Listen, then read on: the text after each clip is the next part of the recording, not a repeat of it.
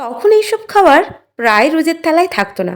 তখন নতুন কিছু বানাতে অবশ্যই মনের ভেতরে একটা ভয় তো থাকতো। হাই, আমি বিলম্বিতা মেদিনীপুর থেকে। তোমরা সবাই কেমন আছো? আমি এদিকে খুবই ভালো আছি। ঠান্ডার মধ্যে সব থেকে বড় কাজটা সেরে ফেলেছি, সেটা হলো স্নান করা। আমার প্রচুরই ঠান্ডা ফিল হয়, আমার ছেলের একটুও ফিল হয় না ঠান্ডা।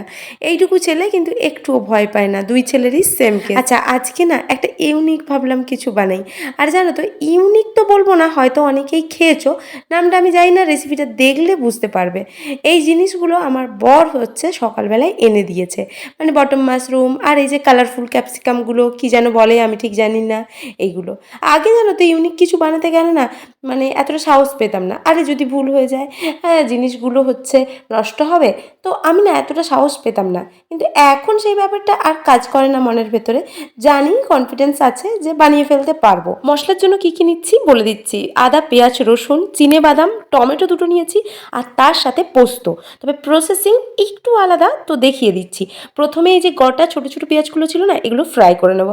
ফ্রাইটা স্যালো ফ্রাই হবে না, কিন্তু ফ্রাইটা ভালোভাবেই ফ্রাই হবে। দরকার হলে তোমরা চাপা দিয়ে করবে, যাতে ভেতর পর্যন্ত সিদ্ধ হয়ে যায়।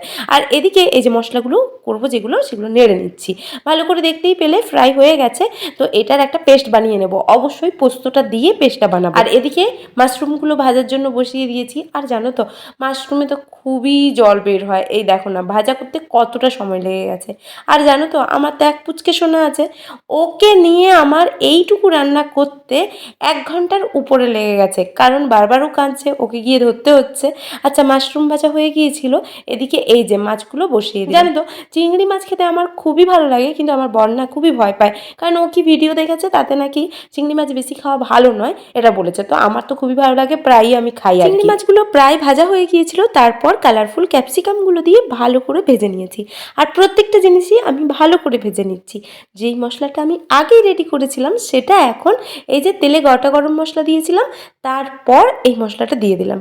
ভালো করে নেড়ে চেড়ে ভাজা করে নেব। তবে আগেই যেহেতু ভাজা রয়েছে, অত চাপটা নেই। ওই পোস্তর জন্য যতটুকু প্রয়োজন ওই অতটা ভাজা করে নেব। এরপর কষানো হয়ে গেছে, হলুদ দিয়ে দিয়েছি, আর এতে লঙ্কা গুঁড়ো দিয়ে দিয়েছি, তারপর ওই মশলার জলটা দিয়ে দিলাম। আর একটা কথা যেটা নোট করে নাও, এদের জিরে গুঁড়ো, ধনা গুঁড়ো এগুলো কিছুই কিন্তু দেবে না। দিলে কি হবে বলো তো, এর টেস্টটা আলাদা রকম টাইপের হয়ে যাবে। তো এভাবেই বানিও, এভাবে বানালে কিন্তু খুবই দারুণ লাগে।